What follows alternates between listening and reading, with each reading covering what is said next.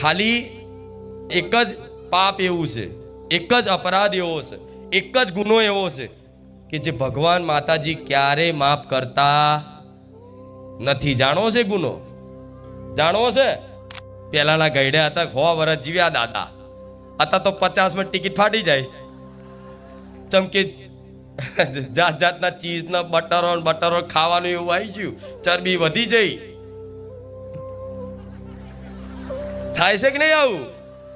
અને પહેલાના ગામડાના મોણા મરચું રોટલો ખાઈને રહેતા હતા ને તોય તે હડીખમ રહેતા હતા ને. આજ સારું પ્રોટીન વાળું ખાઈને તે મતલબ યુગ છે, સમય છે.